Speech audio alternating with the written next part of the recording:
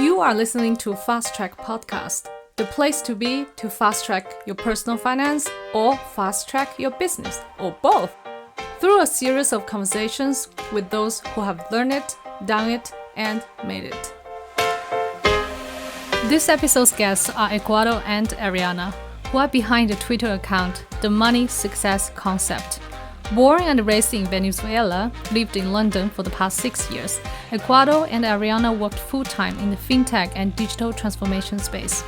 Besides their 9-to-5 job, they run a Twitter account sharing tips on personal finance, 9-to-5 jobs, stock market, emerging technologies, and growth mindset.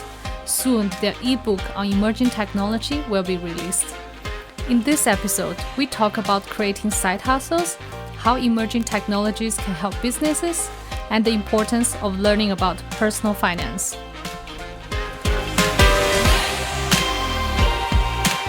Welcome to Fast Track Podcast. Thank you for having us. It's an honor, really. 100%. Thank you for having us. Yeah, I think you guys are the first guests that I have coming from Venezuela. I do have guests from different continents, but first time. Cool. Amazing. Oh, very cool. Yeah. And then now you are living in London. So I'm curious about your stories. How did you move from Venezuela to London several years ago?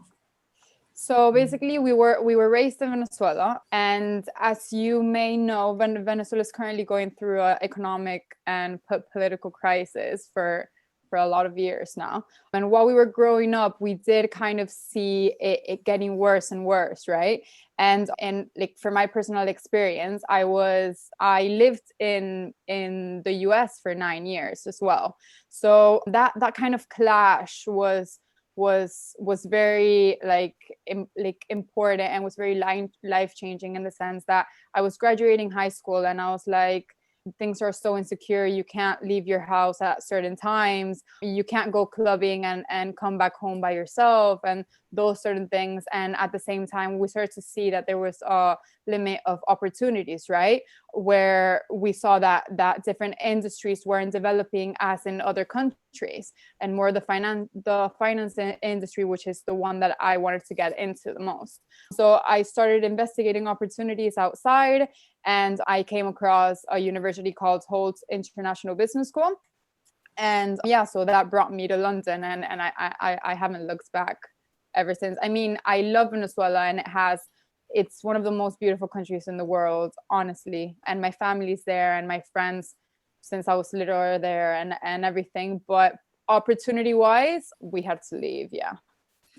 Yeah. And it's funny because Ariana and I are from the same city in Venezuela, and we didn't met each other. We met each other here in London, and we studied in the same university. And yeah, in the middle of our college experience, we met and we started dating. I guess there are not so many people from Venezuela, especially from this city where you're from, in your college in London, right? So basically, it's really funny because we started in London, but the Latin community in our university was huge. Like when I got there, because I got to hold a year after Edu did, and basically there were I remember our group of friends were more than 30 people, and they were all Latins, and most of them were actually Venezuelans. So really?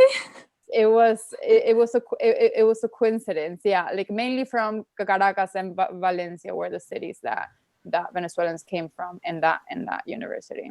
Is London or your university as a popular choice?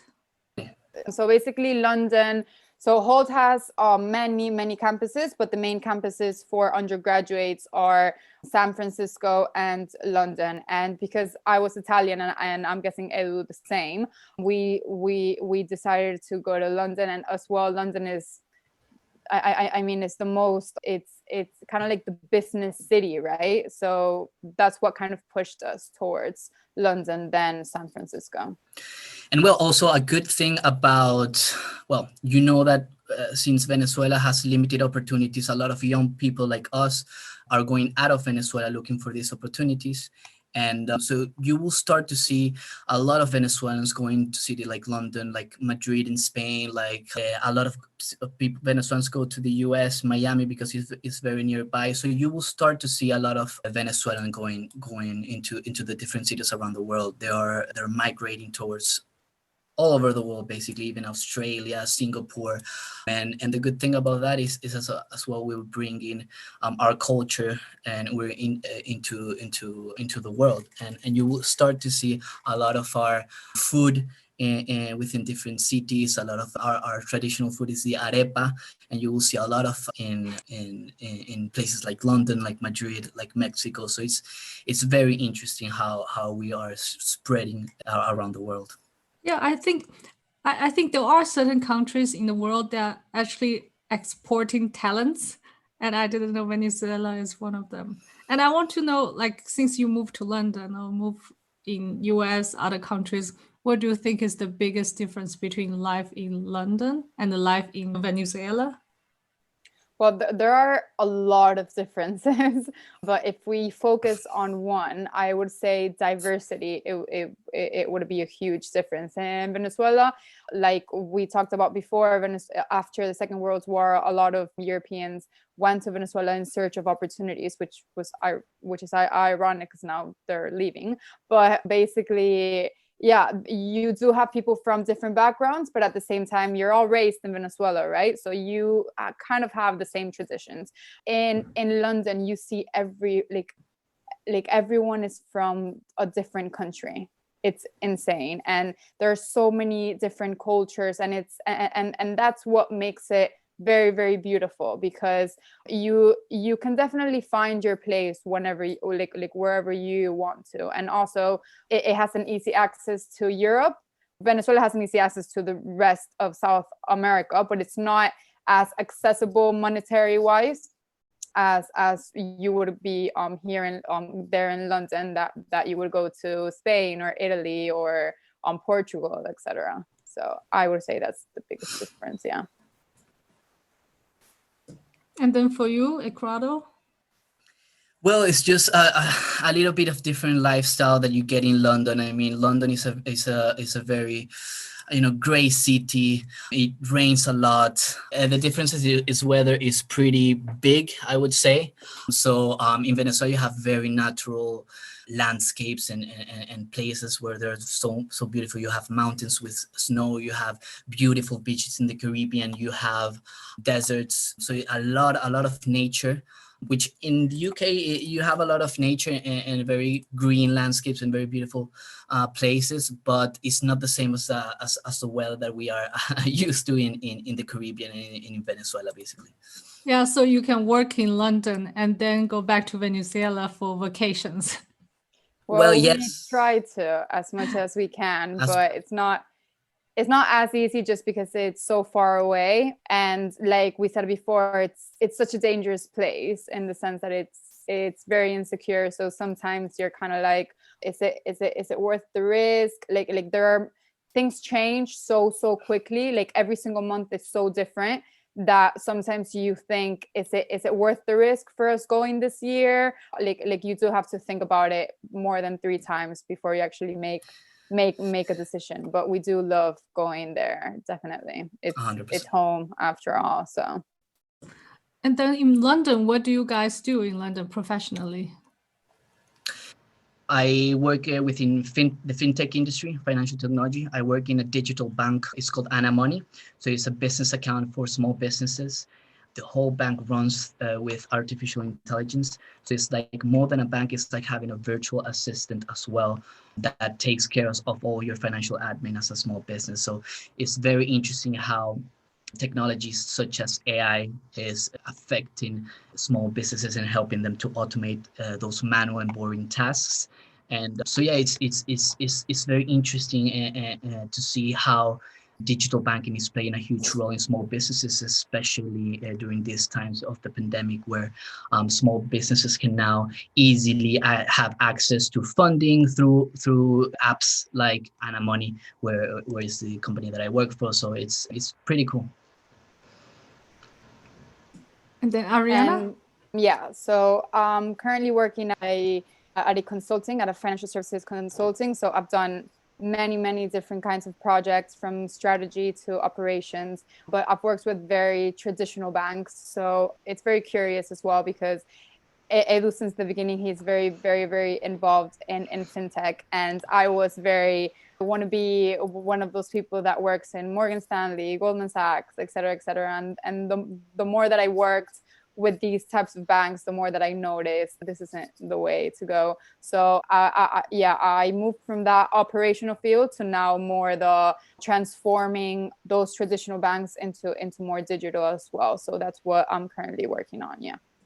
And you guys have a Twitter account about 9 to 5 jobs, financial technology, and personal finance. And I want to know, since when did you start to get interested in those topics, and why? So basically, it's very funny because in our culture, we're raised to be entrepreneurs, or like more in Caracas, kids are raised to have their own companies, their own businesses, their own like side hustles and stuff like that. But when we moved to London, we were kind of like, it's not the same opportunities, etc. But we always thought about doing something together. And during COVID, which is something that we say it's very ironic, but for us it changed our lives in the good sense, in the positive sense, because we started reading so many books that we didn't have time to before, right? And we started noticing a gap of education between individuals, of personal finance, of emerging technologies, or of 9 to 5 myths and stuff like that. And we thought that it would be a good start to basically start something, but we didn't know where to start. And we started watching a lot of podcasts, a lot of shows, and one of them is actually called Lunch Money. I'm not sure if you've heard of it, but by Anthony Pompliano and Paulina Marinova, and they're a couple as well. And we were like, this is such a good idea. And we were like, yeah, let's that kind of inspired us as well to open a Twitter account and start sharing with people. And our first thought was just about personal finance, but then the more that we got involved, the more that we started noticing gaps in other industries as well. And we were very forward to learning about these. So yeah, we thought it was a good idea to expand and start talking about our 9 to 5 experiences, about how the emerging technologies are disrupting different industries, and all of these interesting topics that not a lot of people know about, or they know like the very basics, basically. Do you have anything to add, Ecuador? Yes, for sure. Well, I got interested within financial technology and investments and money 3 years ago where I started investing in cryptocurrencies. I started understanding what is blockchain and what other emerging technologies are out there. So yeah, I got very fascinated and intrigued on what technology can do for finance. And for me, it's important to include, well, it's important to consume really good content in terms of money and investing in order for our personal growth. And I wanted not just to consume content, but also to produce content. And the content diet that we have is very important for us. And we also want to share it to people, friends, family, so that they can understand the value of what is money and how to produce money and how to really make money work for you. So I got intrigued with finance thanks to technology, basically. I see. So, and then the books you guys read during the lockdown, like what are the ones that you would recommend to the audience? So I would say a big one for me was it's called Think and Grow Rich. It's so good. It literally changes your mentality. It kind of makes you focus on what you want in life, and that you have to have the right mindset in order to achieve that, right? And that's what that book's and that's what that book influences you, because if you look at the title, it says Think and Grow Rich, but it's not rich as in monetary wise, it's rich in mindset. So for you, rich can be a billionaire, a millionaire, or not even, right? For some people, being rich is just to be happy, and that's totally fine, but you do have to have the right mindset for that as well. So For me, some books that I think changed my life was one that is called AI Republic from Professor Terence T, where it makes you understand that you don't have to fear artificial intelligence, or you don't have to fear technology. Technology will be there to help you to automate most of those low value work tasks that most of the people are doing right now, like for example bookkeeping and other type of those manual tasks that really can be done by robots instead of, or by machine learning, instead of using people's time for that. And with AI you could be able to focus your time in other things, like making sure that your business is keep growing, your creativity is on point, and even more time on things that you really love, like spending time with your family and this type of stuff. Then there's another book that I read that is called 10X, that from Grant Cardone, that he's a very like sales guy, and he teaches you how to work really hard in order to get concrete stuff done and make things happen. So that really changed my perspective of things as well. Yeah, I really like the books you recommended, although I haven't read AI Republic, but I think I will give it a read. Is 100%. I recommend that, because a lot of people think that AI is gonna eliminate their jobs, which is true, but AI will also create new jobs that focus more on creativity and more of that high value work that sometimes a lot of people are doing nowadays, which is, for me, is really exhausting and something that has to change. Yeah, especially for small business owners or solo entrepreneurs, their resources are so limited. If you do everything manually, you are never going to launch your business. Exactly. Yeah, exactly. And that leads my next question is, what is your money philosophy? I mean, this is kind of a cliche, but we want money to work for us and not us working for money. We really think that if you invest first in your knowledge, in terms of how you will be able to produce money and invest your money in smart ways, you will be able to reach that financial freedom, and you will be able to say that money won't be a problem for you, because you know how to deal with money and how to create money with money.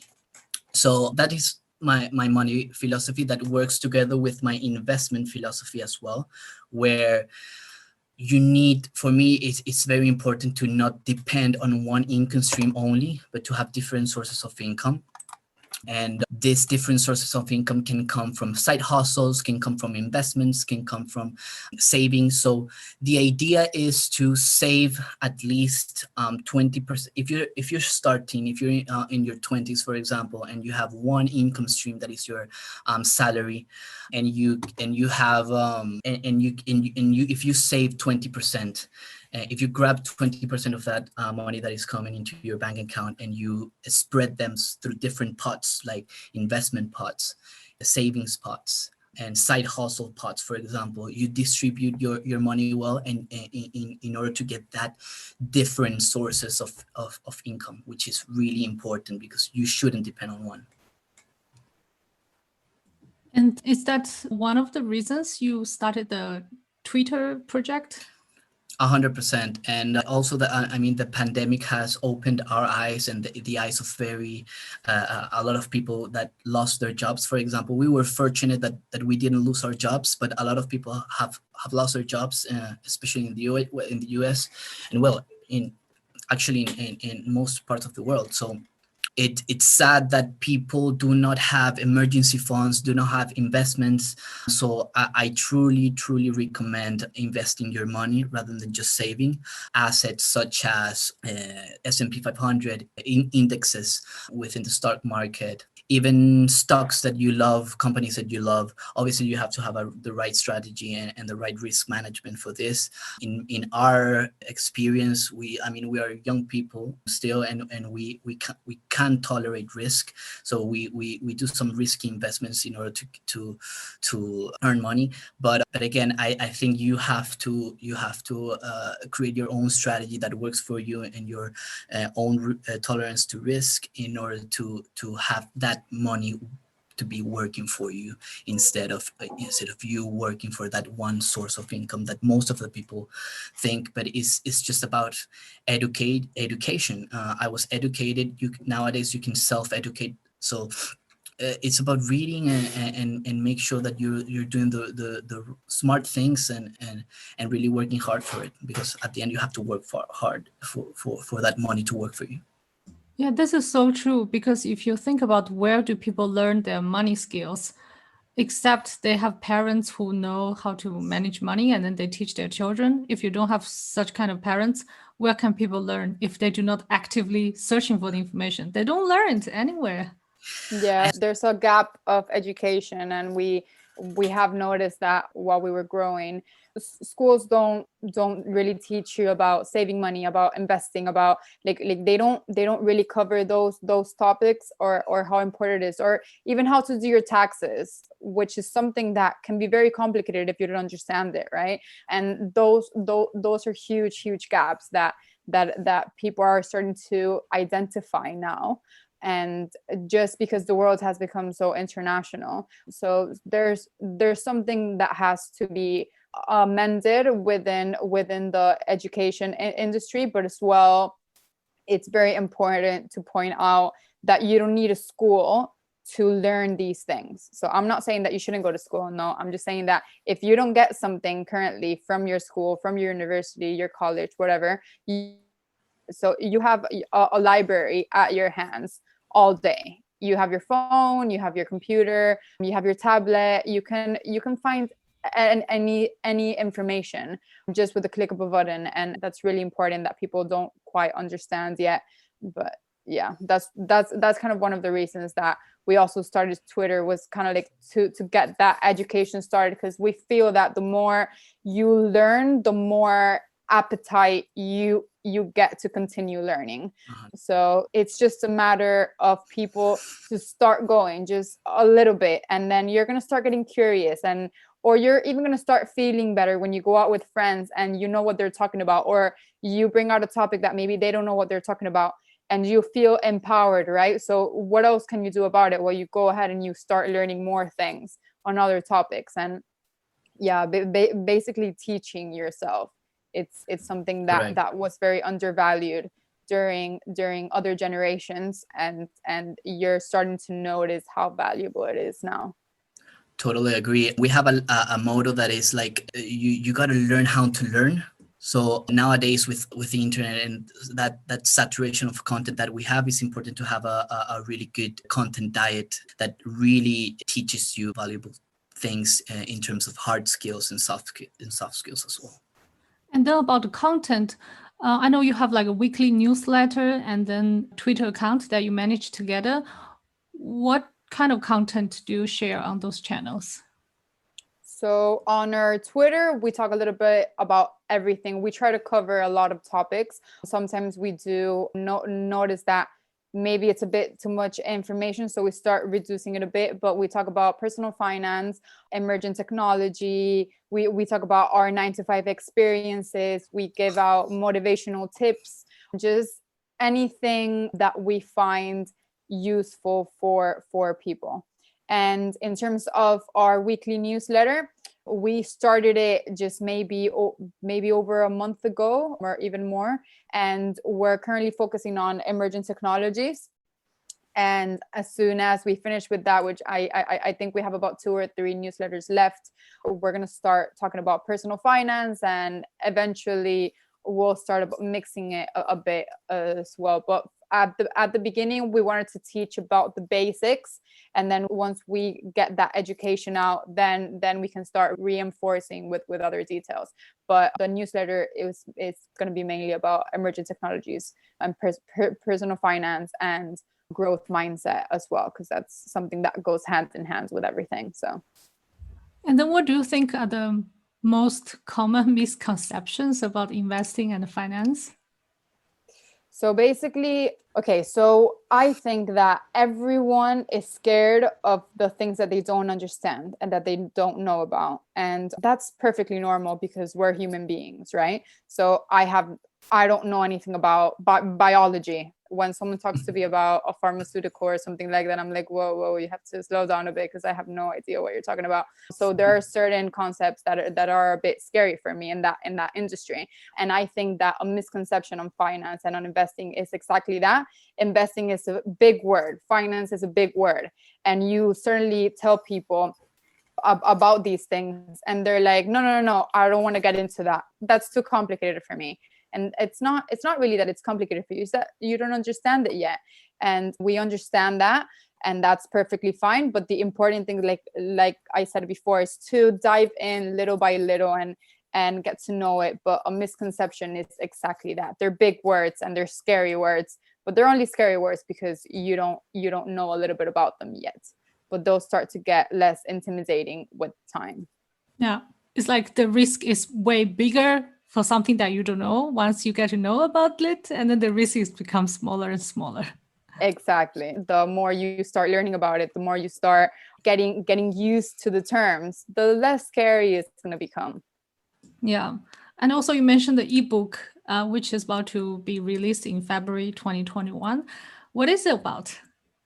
Yeah, we're preparing basically this ebook that is mainly about the content that we wrote on our first newsletters about emerging technologies. These emerging technologies are artificial intelligence, blockchain, virtual reality, augmented reality, 3D printing, cloud technology, 5G, and how all of these technologies are affecting the financial world and the business world as well. And how can you use these technologies in order to leverage your side hustle, your business?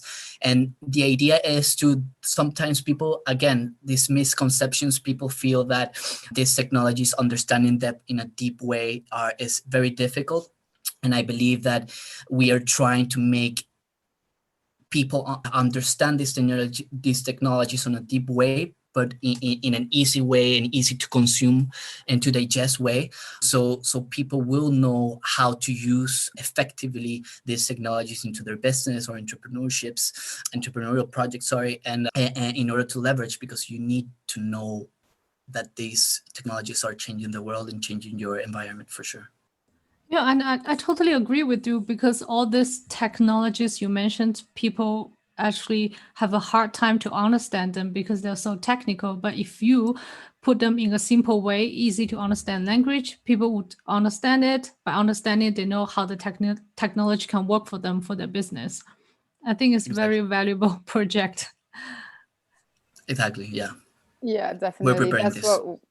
That's what we're trying to achieve with our newsletters now. Sometimes we read about these emerging technologies and we're like, okay, this is like we understand why people don't know about them yet, right? There are so many terms that are very technical. Like even for us, we try to write about these in with most basic terms or using day-to-day examples, just to get people to understand that it's not as complicated as it sounds and as it looks. It's actually very easy. You just have to try and think about it in a day-to-day basis. Mm-hmm. Yeah. And then where can the audience find the ebook when it's published, or where the audience can find you guys on internet? So our main communication now, you can find us on Twitter with My Money Success. So that's our main account. You will be also going to find our newsletter link is going to be there, and our ebook, once it gets published, it will be published in the Twitter account. Just because we've been a few months just with this business now, but in the future we will probably expand to other social medias. But for now, it's my money success. We also have Gmail. It's called moneysuccessconcept@gmail.com. So if anyone wants to reach out to get to know any information, anything that we haven't covered that they would like us to cover, or just anything that they want us to touch base on, definitely it would be the right contact if they don't want others to see their messages, which is totally fine. Yep.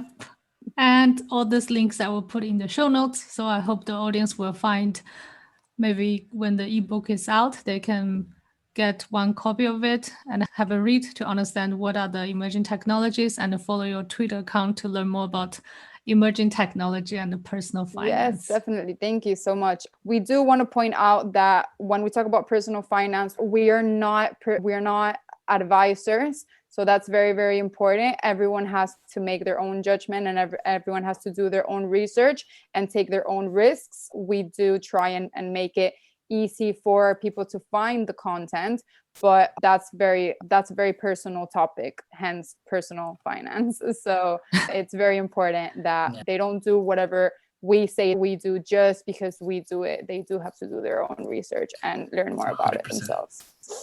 Our brand is about education. Yeah, and also the audience should understand that whatever you decide to invest, you need to understand it yourself. Exactly. Not 100%. because someone said it and then you follow Exactly. it. Yeah, everybody's situation is different. Correct. Okay. Thank you very much for coming to the podcast today. Thank you for inviting us. It's been really, really nice. I loved it. Thank you so much, Jazzy. Really appreciate it. Before letting you go, I have very exciting news to share with you. I am collaborating with financial Imagineer, Matthias Richter, to introduce you the Fast Track Money course. This 6-week online course is designed to help young professionals in their 20s to 40s to learn how to save more, earn more, and invest, using money as a tool to fulfill your dreams.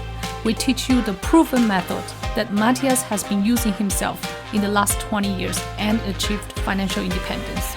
If he can do it, so can you. Sign up for interest on fasttrack.life/money course to receive the latest course updates and promotions. I hope you enjoyed this episode of Fast Track Podcast. Show me your support by liking this episode and sharing it with your friends. Join the Facebook group at Fast Track Podcast 1, or you can find us on Instagram, YouTube, and of course the homepage fasttrack.life. See you in the next episode.